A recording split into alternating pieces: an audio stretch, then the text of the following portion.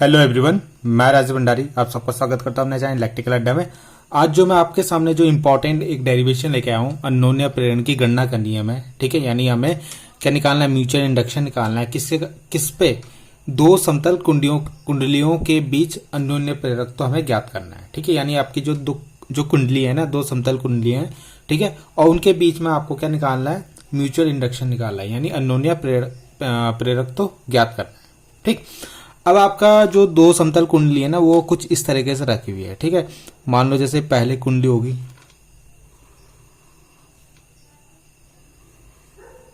ठीक है, ये पहली कुंडली हो गई, और इसी के अंदर दूसरी कुंडली रखी हुई है इस तरीके से।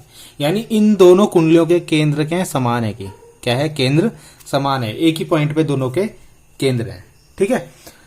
तो ऐसी हमारी दो कुंडली है। अब हमें क्या करना है, यहां पे अन्योन्य प्रेरक तो ज्ञात करना है, ठीक है। क्या करना है, अन्योन्य प्रेरक तो ज्ञात करना है, ठीक है, दो कुंडलियों के बीच में, ठीक। अब हमने क्या करा, जैसे हमारी कुंडली है तो हमने क्या करा, बाहर वाली हमारी प्राथमिक कुंडली होगी, ठीक है। अब ये प्राथमिक कुंडली है तो इसमें फेरों की संख्या कितनी ले ली हमने, N1, ठीक।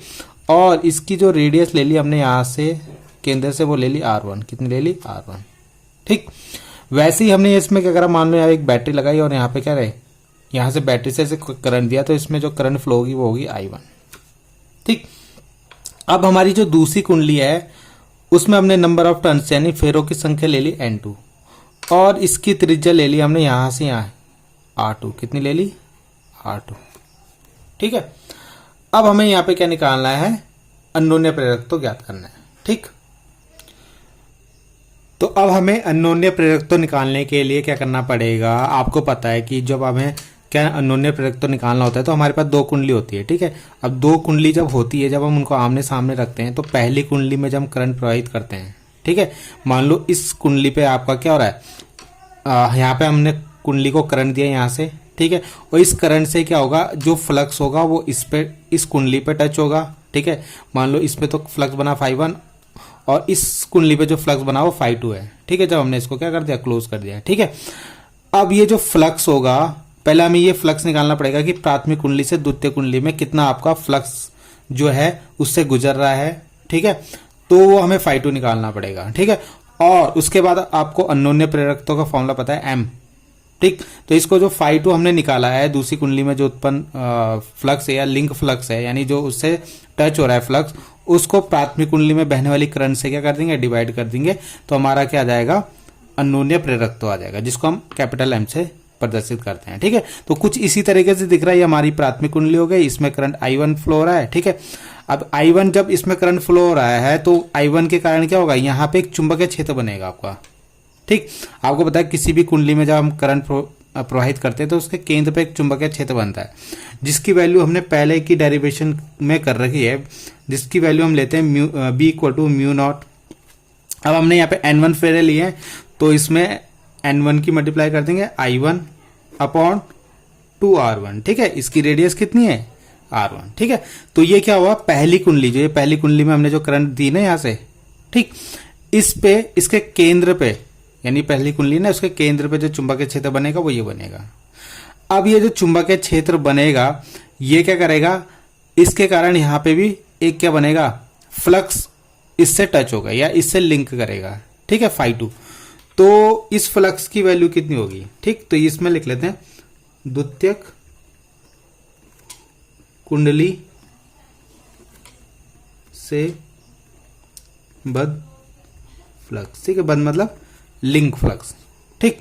तो Φ2 कितना होगा, तो Φ2 का आपको पता है फ्लक्स का फॉर्मूला होता है Φ = BA cos थीटा, कितना होता है, BA cos थीटा, ठीक है। अब यहाँ पे हमारे फेरों की संख्या कितनी, N2, तो यहाँ पे N2 की मल्टीप्लाई कर देंगे, ठीक। अब यहाँ पे देखो B क्या है, जो चुंबकीय क्षेत्र बन रहा है आपका, ठीक, और A क्या है, अब B कौन सा चुंबकीय क्षेत्र, जो प्राथमिक कुंडली बना रही है ये वाला, ठीक है, इसका हम B1 लेंगे। तो यहाँ पे एक लिख लेते हैं हम, पहले मैं N2 लिख लेता हूँ, ठीक है, जो हमारे फेर है, उसके बाद मैंने लिखा B1, जो क्या बना रहा है, ये प्राथमिक कुंडली बना रही है केंद्र पे, ठीक, और A × cos थीटा, ठीक।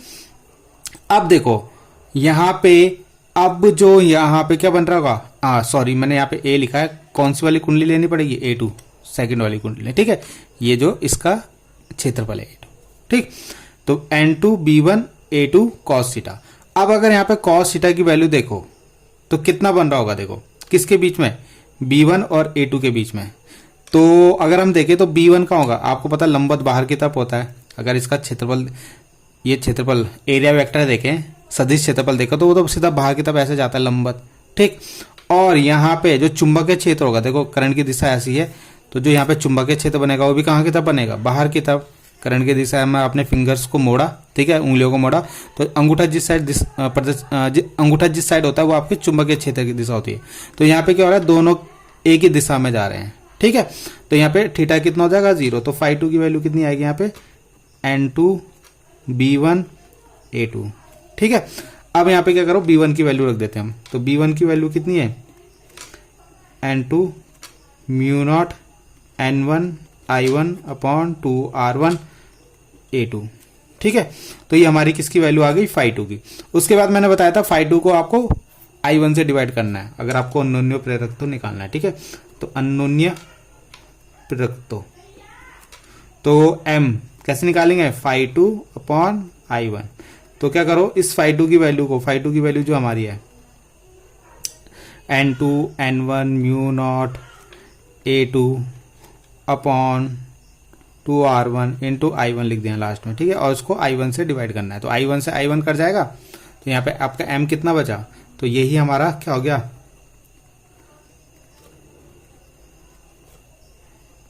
A2 अपॉन 2R, ठीक है। यही हमारा क्या आ गया, अन्योन्य प्रेरकत्व आ गया। किसके कारण, दो कुंडलियों के कारण, ठीक है। तो दो कुंडलियों के कारण जो उनके बीच में अन्योन्य प्रेरकत्व होता है उसकी वैल्यू ये होती है।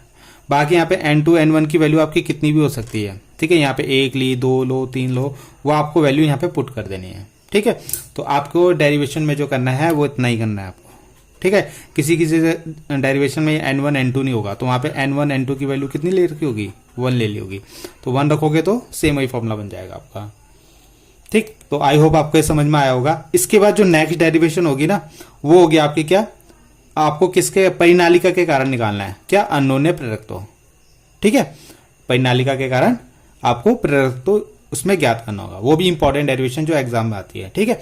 तो प्लीज अगर आपको कहीं पे भी दिक्कत हो, कोई भी क्वेरी हो, तो प्लीज कमेंट कीजिएगा, मैं उसको सही करने की कोशिश करूंगा, ठीक है। तो थैंक यू।